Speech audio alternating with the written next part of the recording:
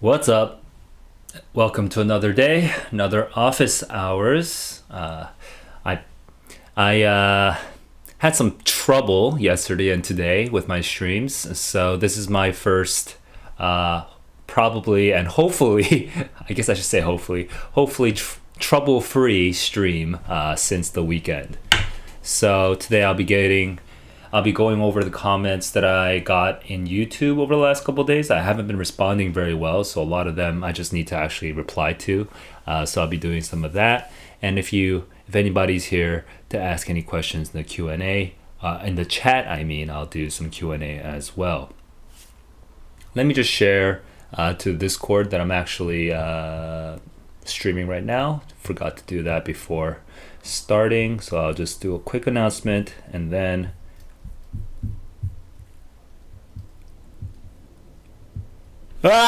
excuse me, I'm yawning.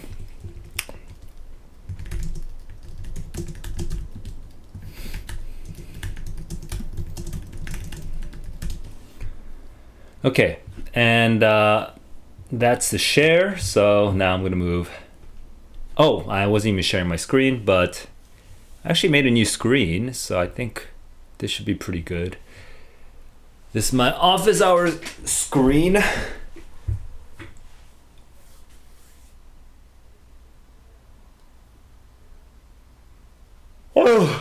Oh, excuse me. I'm dying.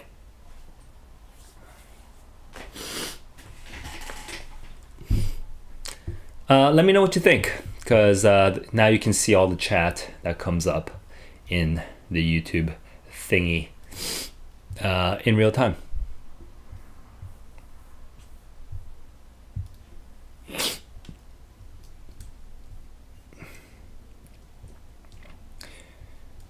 Actually, you know what? Today I wanted to do a little thing, which was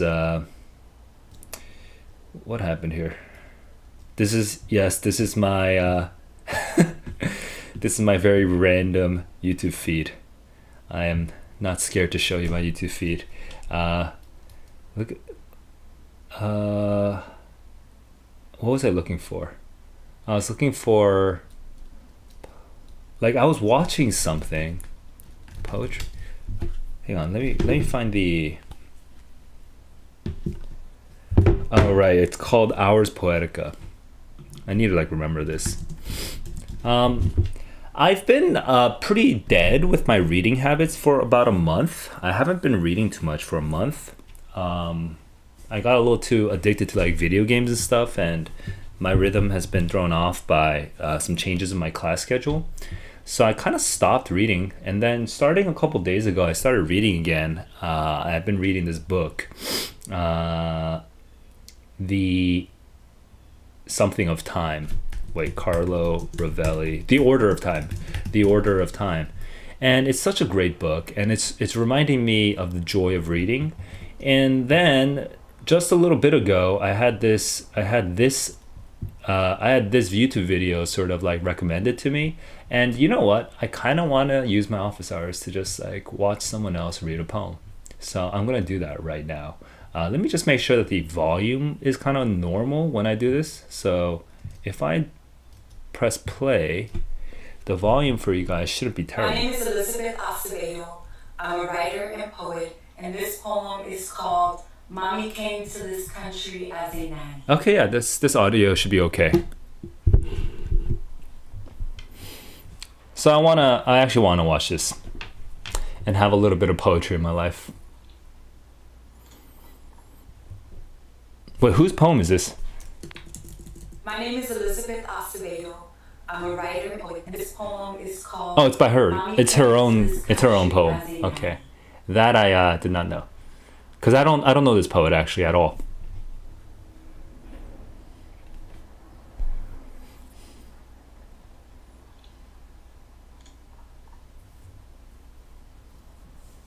And around the same time, she tells me, I can't walk the house wearing only panties anymore. She teaches me how to hand wash them in the sink.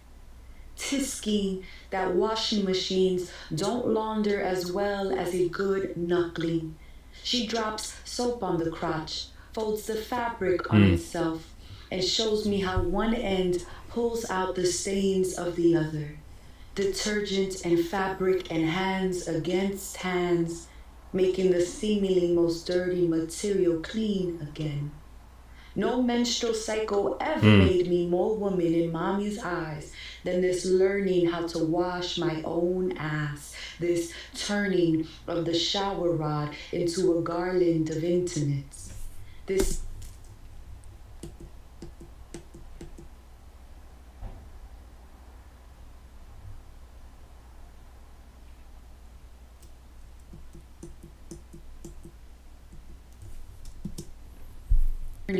of the shower rod into a garland of intimates. This memory tightens my fist that first week of freshman year when Katie Kerr's mother, who has a throat made for real pearls, points her unsoftened mouth at me. You better take care of Katie. She's always had to blink and blink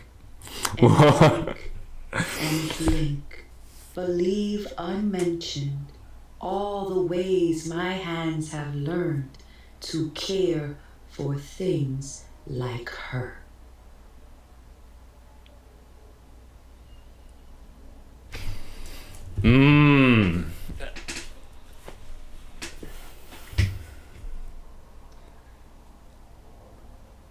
This is kind of it has kind of Jamaica Kincaid's. Actually, is that how you? I actually don't know how to pronounce the name, but Kincaid seems like it'd be normal. Kincaid is correct. This is kind of like Jamaica Kincaid's Girl, except it's in the. We're instead of Girl, which focuses on the experience with the mom. Okay, the immigrant. Experience with the mom. And this, is it even immigrant? Apparently it's growing up in the West Indies, so I guess not. This one is about the experience with a white mom. That was My name is Elizabeth. to be honest, for the first like half of that poem, I wasn't finding anything, like personally, I wasn't finding myself very engaged. I was kind of like forming my thoughts based on Jamaica Kincaid's Girl up until here. But then it ends a little sort of positive romantic about the mom. And then here we get this is the beginning of this this sort of this is doing two different types of work right now. Okay, the first thing is talking about just the clothes. Shanique, what's up? I decided to throw in some poetry in my office hours because it's my office hours. I'm in my office, so I just need to be reading more. So I'm just I'm watching this YouTube video that was suggested to me from yesterday, published yesterday. A poet reading a very quick poem. It's a 2-minute video. But this line over here, the most dirty material made clean again, right? Make it clean again. So I just paraphrased it. Most dirty material made clean again. Over here, up until here, the images and the whatever, poetically speaking, I'm not super interested in anything here. But then from here, this crazy thing happens. See, like, I don't love the wash my own ass personally, because it's just this, we're at a sort of register of speaking, which is just general colloquial. I'm not sure poetically what I'm supposed to be focusing on. This turning of the shower rod into a garland. Although I like the contrast of ass and garland of intimates. That first week of freshman year. And then we transition to freshman year, and then we get Katie Kerr, real pearls, unsoftened mouth at me, which took me like a second to process. you know. So here we're switching right now. We're switching a setting, and this is happening really fast. And I'm like, what? And then here, At me. You better take care of Katie. and I'm like, God damn, God damn. I I felt that. I felt that immediately, like emotionally. Emotionally, if you just like kind of watch my arrow, my cursor, emotionally, I was kind of like, you know, I was like, my excitement level was just hovering kind of close to zero. And then right around here, my excitement level just went shot straight up, man. Oh, my mouse isn't being dramatic enough, but it shot straight up to like here, to like 100 at this moment. Dude, you better take care of Katie. And then these last three lines come with such velocity. They come so fast. I just feel the anger just coming out, just like in one moment. She's always Had help. That help is so hateful, that word. and blink. I don't love the blink and blink and blink, but it does give me time to think. I didn't try to rhyme, but okay. My hands have And then this little vengeful hands, and things like her, which is like the dirtiest things made clean again. Things like her, the most dirty material made clean again. And then this things like her. God damn, dude. That was very, okay, that got my blood pumping. Okay, I'm ready to go into YouTube comments now, but I just wanted to share that poem. I just wanted to share a random poem I just read for the first time in my life. So there's Elizabeth Acevedo's Mommy came here as a nanny. Came to this country as a nanny. Mommy came to this country as a nanny. That was a great poem. That was a great... the anger, you know, it's just that anger, man. I could feel it so fast. That got my blood pumping. All right, now I'm ready to go into the YouTube comments now. What is she talking about? Well, basically, the first half of the poem is just describing the sort of growth, the adolescence period of the narrator. Under an immigrant mom who was a nanny, who has pride in the way in the way she like properly washes clothes with her own hands, right? And then the narrator apparently goes to college and meets the mom of a woman whose last name is Kerr, and the mom has a neck made for real pearls. Like, so college by itself is one thing. But also the neck made for real pearls is another thing. It means that she's in a different social class now.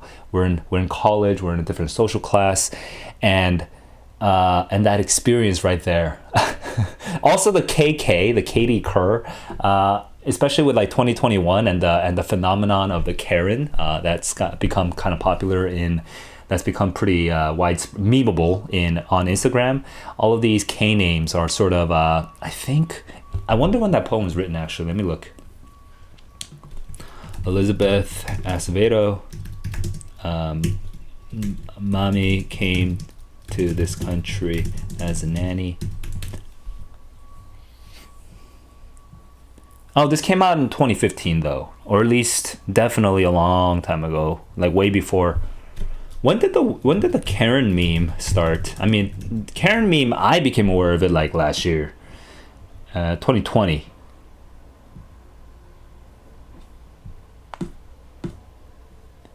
Okay, it's May 25th. Speak to the manager haircut. Okay, that's apparently a thing. So 2020 is exactly when Karen as an idea came out. So this KK is this Katie Kerr thing is definitely just a coincidence then. But anyway. That got my blood pumping. you should read it. Or if you struggle reading with poetry, just watch me read it. Just watch me read it. Just rewind and watch me read it, because that was such a crazy experience. All right, let's get into the YouTube comments now. Here we go. I've been basically MIA for the last 4 days, because I've had my weekend, but then after that I was just really out of it all day. So I need to actually catch up on my comments. Here we go. Please tell me, is the U.S. May SAT same or different? It's different. Different. All U.S. and May. Oh, sorry. All U.S. and international tests that are administered on the same day are different to prevent cheating across time zones.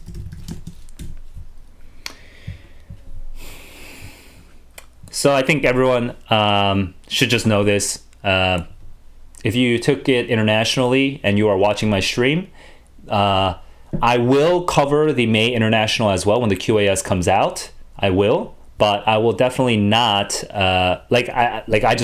I will not have an international score. I don't get an international score because I didn't take it internationally. Shanique says, do you think international is easier? No, it's not. And it's because the international test and the US test, they get recycled. So they're the same test. So they get recycled until the QAS when they finally get released. But before a test gets released, for example, the May test that I took last weekend, like 5 days ago, that test probably I forget what it was, but something like October of last year or something like that, okay? It came out October last year, I think, also in the US, but probably if we really dig into it, it probably came out internationally, a couple years before that too. So it gets used like twice or three times by the time it comes out to a QAS administration. So what that means is, and yes, they crisscross, okay? Just because I give, if I'm the College Board, if I give like the October US exam, all right, to some kids, doesn't mean that I'm not going to use it internationally, and vice versa. So it's just the same. It's the same pool of tests. It's just that, it's just random which one you get. So no, it's not harder. As in, it could be harder. The curve could be different on any given day, right? The May International versus the May US, they're probably going to have two different curves, and one of them will be harder, quote unquote, but not as a whole, right? The whole pool is still the same pool. It's you're just as likely to get an international test from last time as a US test from last time. It's just it's random, so you don't have to worry too much about those kinds of things. And anyway, the big picture is that you're gonna get scored on a curve. You're gonna be graded on a curve. So you're gonna be graded based on everyone else who took the test the same date as you. So it really doesn't even matter if it's harder or not, because you're graded based on the curve. Social media. So, Chris, I always appreciate these questions. I'm glad that people are asking me for my social media, just because it shows that people are trying to find more ways of connecting. At the moment, though, as a total noob YouTuber, and I'm not totally ready with my social media presence in other channels, I am not sharing my Instagram or like my email or like anything right now, because I'm not surrounded by influencers. I'm just a tutor. I don't actually know best practices for influencers who eventually become more public.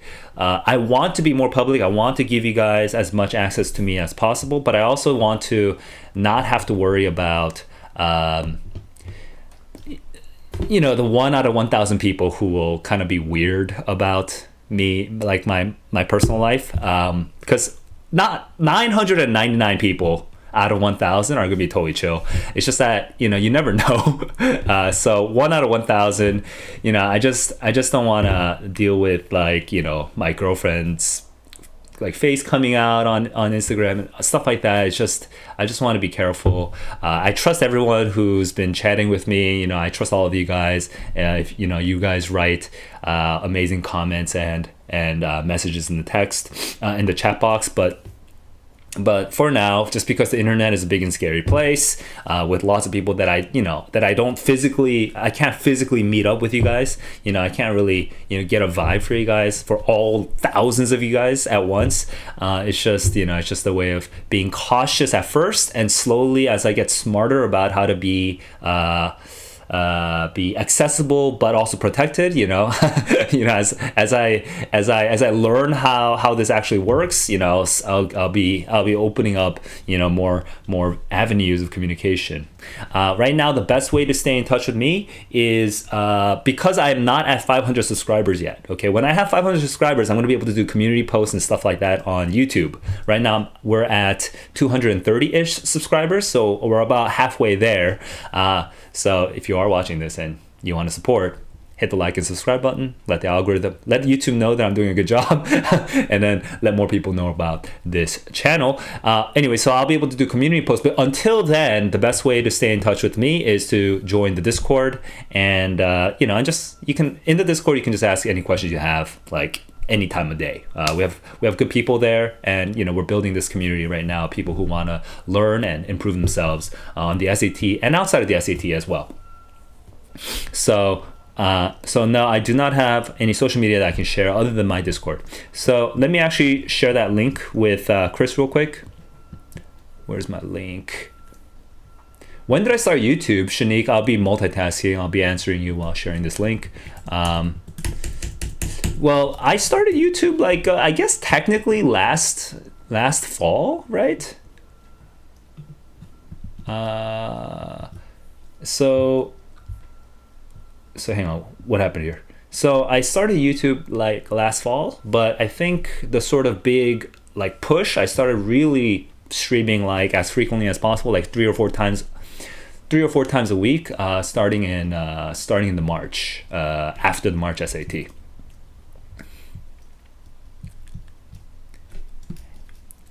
Hey Chris, thanks for asking. I'm learning how to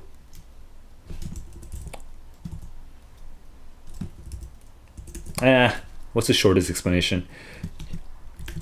You can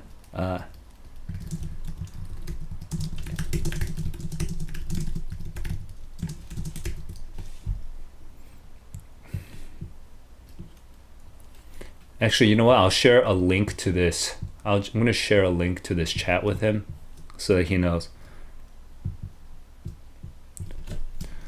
Also, I have a longer... This is very meta. I'm talking about a comment that links back to this video. This is very weird right now.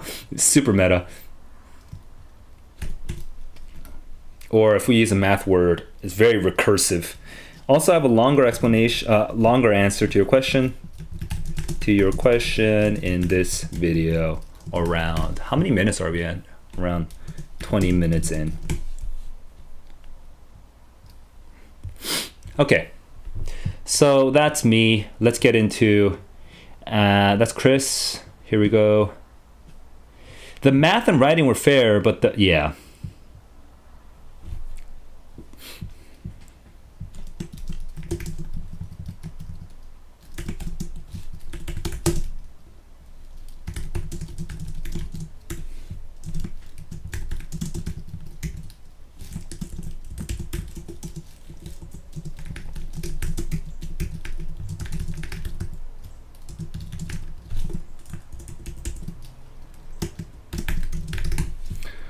Just kind of curious. If you took the Math US, I am curious. Which passages were hard for you. Yeah.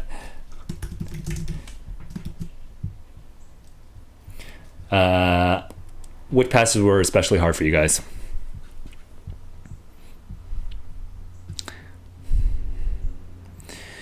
Mexico.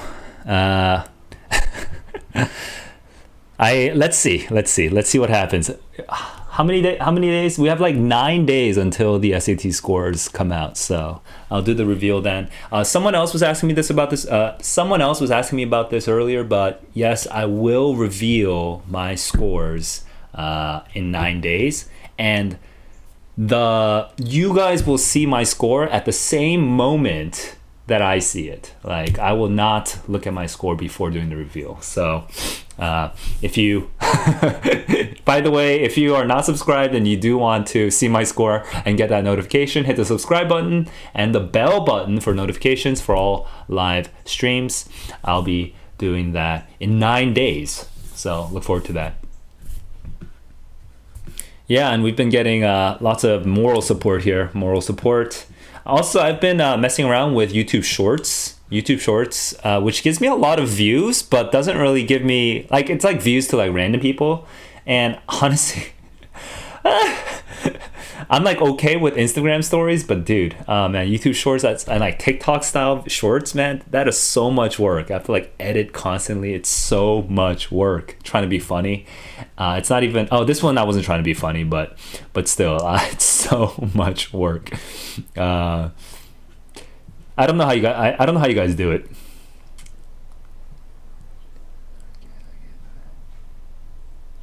Is that okay? Oh, so sometimes people ask me these questions. Hey, okay, just, I don't know if you'll ever watch this video, but when you know any score is okay, and any score is simultaneously terrible, depending on what school you want to get into and what your overall portfolio is and how weak your portfolio is, or how strong your portfolio is relative to your SAT score. For example, if you're like a straight A, if you're top of your class, you're the number one student in your school, and your school is already known to be very competitive, but your SAT score has, it's just a little weakened, but you've also only taken the SAT once, right? You took the SAT once, you took the ACT once, you don't have the best scores, but you have so much proof that you are a good student, that you are an active citizen of your community, that you are contributing to causes that you care about, that you are a leader, that you are a supporter, that you are a team player. You already have all the proof in the world that you are a good person that is growing and has been growing, right? Then your SAT score is just like, it's like 15, 20. You could still get into Harvard. You could. I mean, it's just like, it depends. It's relative. It's not just the SAT score. So the meaning of an SAT score is by itself nothing. It really depends on where you want to get into and who you are as a person, and how that actually shows overall, and what forms of proof you have to show it. It's not just the SAT score by itself. The SAT score is nice though, because it is at least one objective measure that you can cheat it, right? You can cheat it. So it's not completely uncheatable. Like, there are people who cheat it. So for them, the hope and the general system is that, they seem like a subpar student overall, but then their SAT score by itself is like really good. In those situations, the college admissions officers, tend to be like, they tend to look at other pieces of data, and they tend to, double check with a counselor. College admissions officers really do their job before they, just give you an admit. The admit, giving a kid an admit is something that they will go sometimes an extra mile to like research, like, why is this kid so unusual? Like, this kid came out of like a no-name school and has this amazing SAT score, but then turns out not every time I talk to like the counselor, or every time I talk to a teacher, they're like, this kid, like this kid, like there's no social proof, right?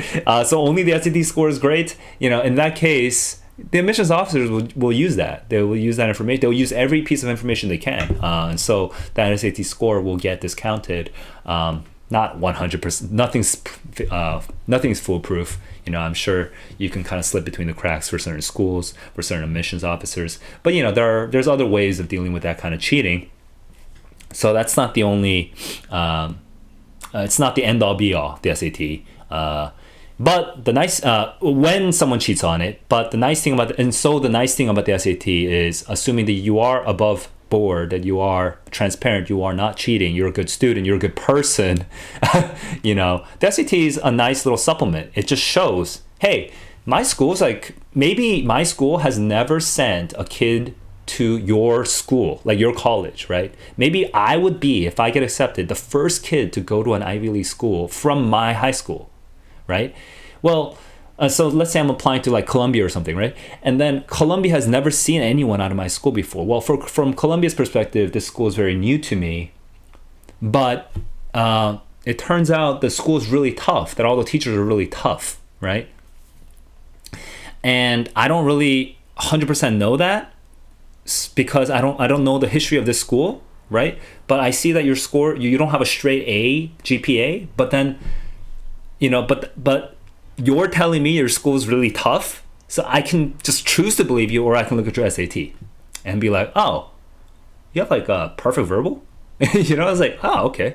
So you got a perfect verbal, even though you have a couple B's.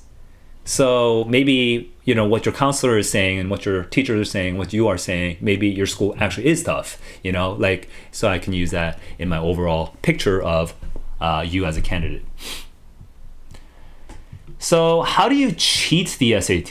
I don't know. Should I talk about this? I think about this, but yeah. So I'll tell you,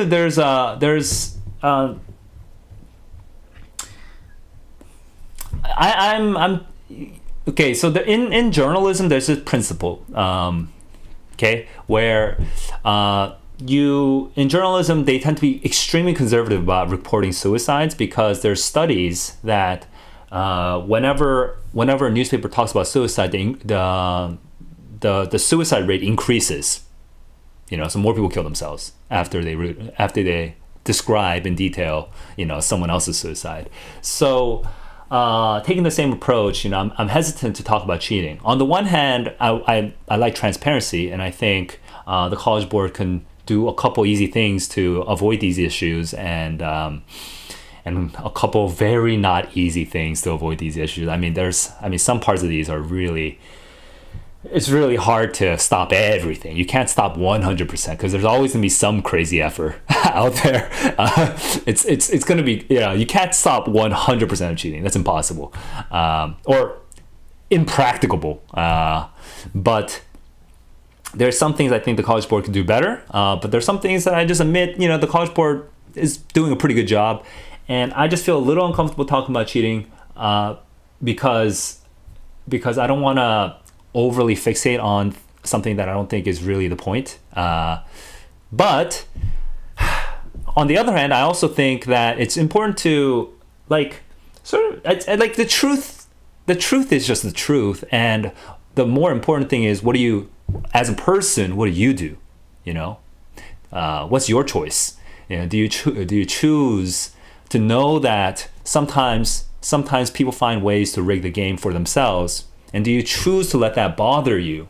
Do you choose to let that affect you, to change you, to tempt you, to make you do things that you might regret, or make you do things that are, that are different from your character, that don't sit right with your character, right?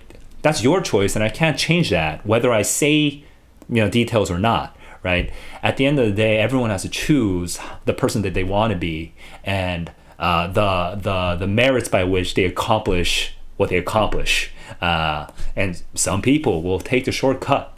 Some people will, and I will never stop that. Well, not never. I don't want to say never. That's too extreme. I can dissuade, and I probably will have. Hopefully, I hope that my voice can be used to direct kids in a more positive direction. And I think I will, to some extent, to the extent that is possible. But I also can't control other people's lives. So, long buffering out of the way, I'll say this. There's corrupt school administrators who will distribute, who will find a way to release a packet beforehand, because the packets arrive at the school, and some of these school administrators will take cash, so that happens. And then there's also people who are sharing materials that have been turned into PDFs, that are not supposed to be shared. And so those are some of the primary ways that happens. So that's it on the cheating side. Let me just double check. I'm seeing Luca. Luca, what's up? Welcome to the stream. It's my first time seeing you. So welcome to Office Hours. And Swayam, how do you recommend focusing longer on reading and just improving in general for EBRW? Let me see. How do I recommend focusing longer on reading? Oh, I see. So you want to improve your focus for reading. Okay. Improving your focus for reading. So apparently, for Swayam, Swayam, I don't know where to pronounce. I don't know where to put the accent on your name. But if you are struggling to focus for 65 minutes, okay, I don't know why you're struggling immediately, okay? Because I have never seen you take a practice test or anything like that. But the first thing is, are you reading the passage first and then going to questions, or are you reading the questions first and then going to the passage? Now, if you've been watching my stream, I'm a hard advocate for the passage first. Read the passage first and then go to the questions. But most teachers who have publications on YouTube and online tell you to do the opposite. They tell you to do the questions first. The biggest benefit of doing the questions first is that it does keep you focused. If you do the questions first, it keeps you focused, okay? If you go to the passage first, now you have no help. You have to learn to focus on your own. But I strongly recommend doing the passage first because it's even harder to focus, but if you can pull it off, you'll do much better. Now, so from here on, I'm no longer going to talk about questions first approach. I'm going to talk about the passage first approach, which is what I talk about on this channel all the time. Okay, when you go passage first, the reason you can't focus is because you don't know what you're looking for, okay? The way to know what you are looking for is to learn the genre conventions of the thing that you are reading. So when people tell me that they don't know how to, they lose their focus, I first ask them, which passage are you losing focus on, okay? So then if it turns out that you consistently lose focus on science passages, okay, when you read the passage first, if you consistently lose focus on the science passages, then that's a good sign. It means that now we have something to work on, okay? You are probably consistently losing focus on the science passages because you are bad at understanding the genre conventions of science research. So what does science research primarily compose of? What if I had to make chicken noodle soup? What do I need, right? What are the basic ingredients? Well, you have to start with like the chicken stock, the chicken meat, right? The tomatoes, the celery, whatever, right? The same thing with science passages, okay? Because science passages are chicken noodle soup and literature passages are tomato, something. You know what? I've been living in Korea for 10 years, so I'm starting to forget what are basic American soups. But basically, you know what? Menudo, okay, I'm just going to make a random soups. So what goes into a menudo is different from what goes into chicken noodle soup. What goes into a science passage is different from what goes into a literature passage. All right, so find out what you're struggling with, and then think, what are the basic ingredients? I'll tell you, with science, you need to be focusing on what's the hypothesis. Like if you're just absolute garbage at science, then the first two things you need to figure out are what's the hypothesis, what's the results, okay? Then you're going to go from like a D student to like a C student, all right? Then after that, if you want to go from a C student to like a B student, you need to also really start getting into the details of the experiment design, okay, or the study design, or the methodology sometimes is what's called, right? Like, can you hold the study design in your head, and can you understand the variables? Like, if this happens, then that proves the hypothesis is true. If this happens, then it proves the hypothesis is false, right? Can you hold that all in your head while you're reading it? Okay, if you can, you're going from a C student to like a B student. And then if you're going from a B student to like an A student, now you need to do other things. You need to do, on top of that, you need to get you need to understand in the discussion all the qualifications and the counter arguments. And in the beginning, usually in the beginning, you have to understand the background of the hypothesis, the scientific background, but also just the research background. Where did this hypothesis come from? But once you know what you're looking for, it's much easier to focus, because when you're reading, you become more interested because you know what you're looking for. It's the same thing. If you just go back to the very beginning of the stream, if you rewind this stream all the way to the beginning, okay, and you're gonna see a poem, and probably for you guys, for like 99% of you guys, you're gonna see that poem, and your eyes are gonna glaze over. You're gonna be like, oh my god, what the hell? But that's not what happens with me. I focus like hell. You know why? Because I know what I'm looking for. Because I know the genre conventions of poetry, and I enjoy it. I've experienced enjoyment from it. So know the genre conventions of the thing that you are weak on, and you will, and then learn to make these predictions about what's going to happen with the hypothesis, with the results, with the experiment design, with the whatevers, right? Learn to predict those things. And once you start predicting them, you're going to find yourself more focused naturally. Okay, so that's for Swayam. Let me go to Almighty Pete. Almighty Pete. Lots of people cheat. There always is a lot of people cheating. And here's what I would say. Fuck them. Just ignore them. It's not worth your... it's not like... every minute that you spend thinking about how rigged the system is every minute you spend not growing and not becoming a better person. It just slows you down. There's no real benefit to you thinking about it, unless you're going to go and actually campaign and actually change the situation somehow in some sort of positive way. I don't really imagine, and which I find very hard to imagine, just because you're kind of, you're fighting not only human nature, you're fighting a lot of forces that I think are, it's hard as an individual to take on. So I don't know if it's really worth that fight. Maybe it is for you. I don't know. Maybe you're crazy enough to do something about it. But if you're not, I would just recommend just fuck them. Just focus on yourself and grow. In business colleges, math score is more important than English.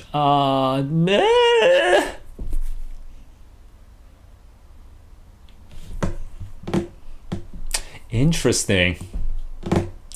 In business, if you're going to a business program, but it's finance heavy, then yes.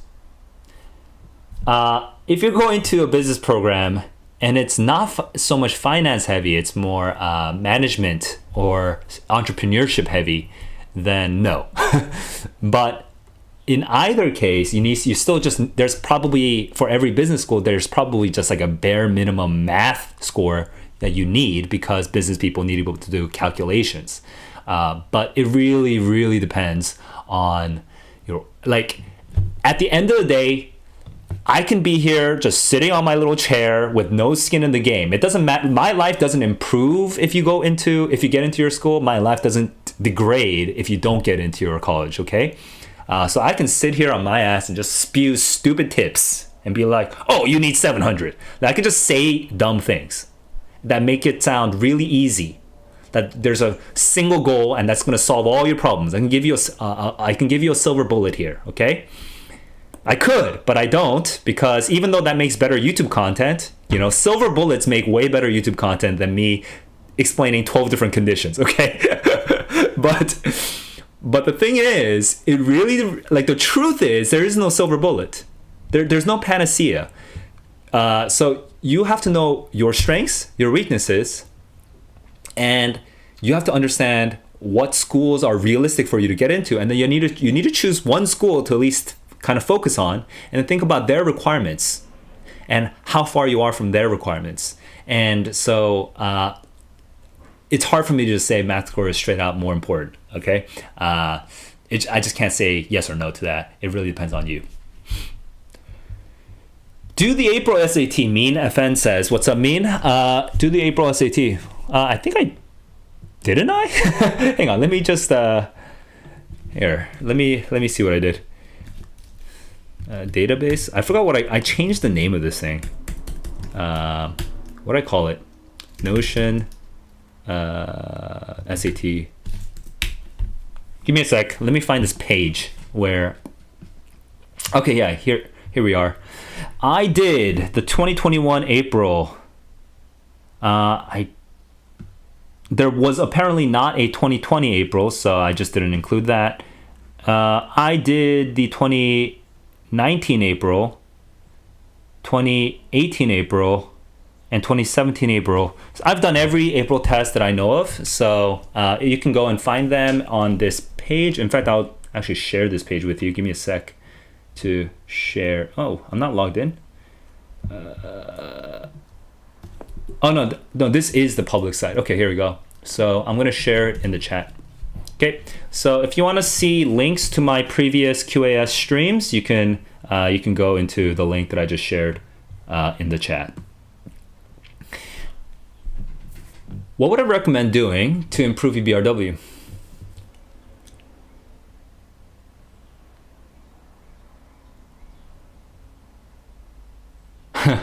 Swayam.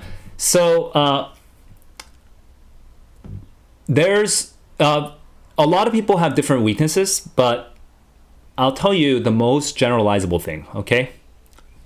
Almost everyone who comes to my stream and asks me this question after plateauing has gone, and you guys are generally intelligent students and motivated students. You guys tend to like as a statistical whole, most of you have taken either academy courses or private tutoring courses, and you've done some self-study and whatnot. And it seems like every one of you so far have all done the question first, passage second approach, which I think is it's miserable. You will not go from you can go up to 650 with it. Oh, you even said you got to 660, but this is something I've actually said previously in my streams before you ever told me that number. You can get up to 650 with it just because, it gives you something to focus on when you read the questions first. But you will never hit 800 with it. Not never. There's always one out of 1,000 kids. But the kids who are going to hit 800 with it, with that inefficient strategy, I'll give one more sentence about them later. Okay, but they're like the extreme outlier cases. Okay, the average intelligent student is not going to hit 800 with the question first approach. Okay, or even get close to 800 with the question first approach. So here's my recommendation. My recommendation is take a QAS. Okay, find one stream of mine, one QAS stream of mine that seems like a clean stream that you want to watch. Okay, so let's say March 2020 or something. Find a stream, okay, a stream where I actually specifically take the whole test, okay, and share my thought process while I take the test. Take that stream, but before watching the stream, okay, take the test on your own first. Okay, go through that test first. Then compare yourself with mine.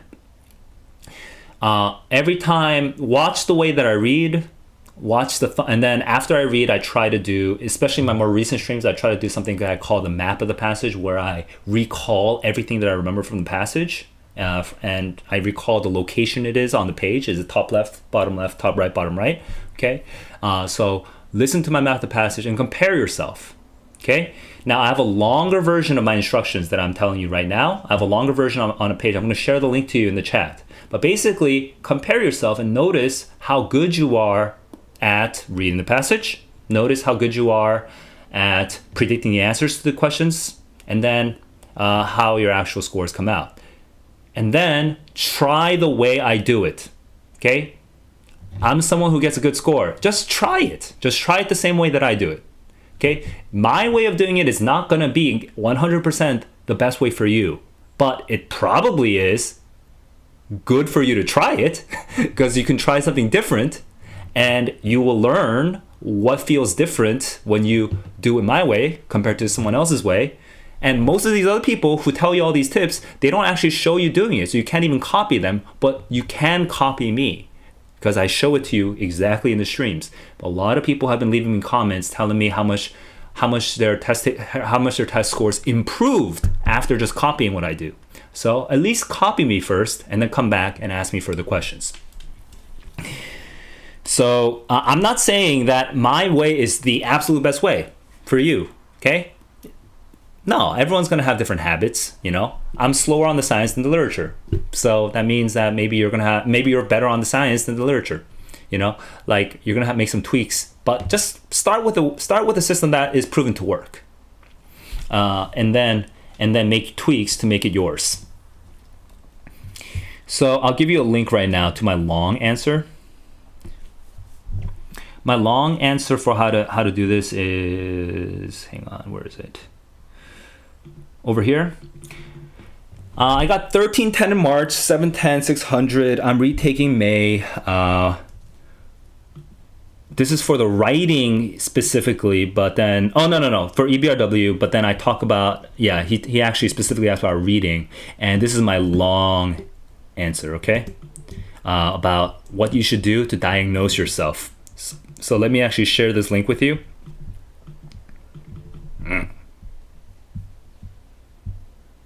Copy link address, and then I'm sharing it into the chat. Okay, so that's my long version.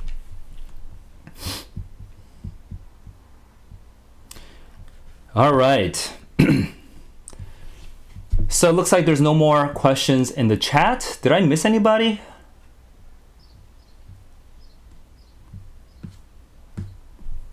Okay, looks like no. So we went over everything in the chat. I'm going to do one final check through the Discord.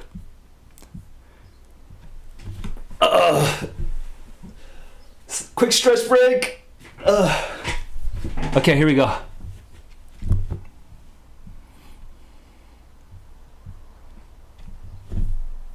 Oh, a couple ideas that I'm toying with. I'm not committing to, but if you are interested, let me know, okay? If whether you're watching this right now or if you're watching this later, okay, in the comments below, let me know. There's two things that I'm toying with. The first idea is this. 상담. 잠깐만. In English, consultation. So, I'm thinking of doing a consultation where if you just have concerns, okay, you have concerns about SAT, I guess tangentially about college admissions, but I'm not an admissions professional, so I don't have data, okay, but I can give you general guidance as like a mentor, okay?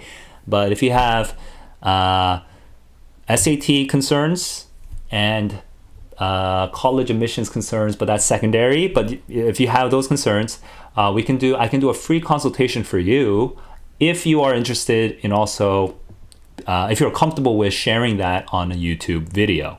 So if you'd like a free consultation with me where we just chat about things that you're worrying about, and I just sort of guide you through your worries and kind of give you some ideas on how to work on your problems. Okay, and if you are comfortable with that, being shared on YouTube, then we can make that happen. Okay, so that's one idea that I've been toying with. The second idea right now that I'm also toying with, but this one's really dangerous because I don't think teachers will be happy about this, is this is like low priority for me right now, but probably starting in the fall next year, I'm gonna focus also on literature classes, not just the SAT. And one thing that I want to, a type of content that I want to do is my critique of homework. I'm like constructive criticism, but still nevertheless a critique of homework. So what that means is if you give me your homework, I will not do it for you before the deadline. I will not do it for you. I refuse to. I refuse to do your homework for you.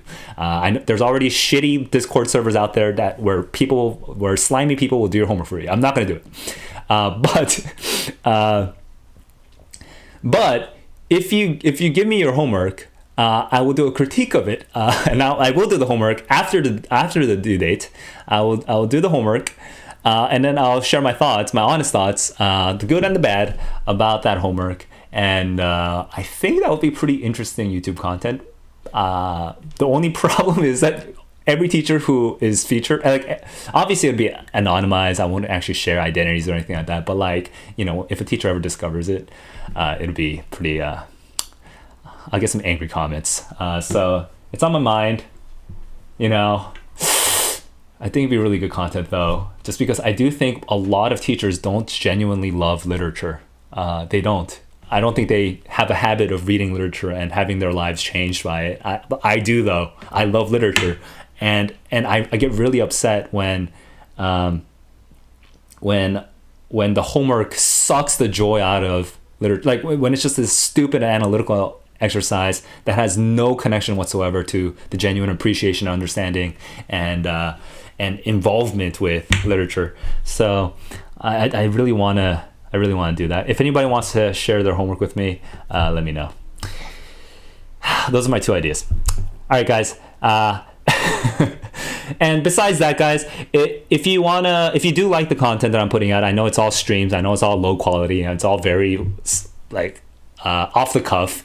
But if you are enjoying this content, I am slowly getting better at these things. So hit that subscribe button. Let me know you're supporting, but let also YouTube know that I'm doing a good job, that YouTube will sort of share me on the algorithm a little more frequently. And also you'll also be helping me get to 500 subscribers, and at 500 subscribers, I'll be able to do community posts, which makes it easier for me to communicate with you guys, because I can make posts on YouTube instead of just having to do streams only all the time. So yeah, it's your choice, but you'll make me happy and you'll help other people as well. So that's my real quick, smash that subscribe button and ring the bell for the notifications. I'll see you guys in the next stream tomorrow. And until then, keep on growing. I'll see you guys later. Peace.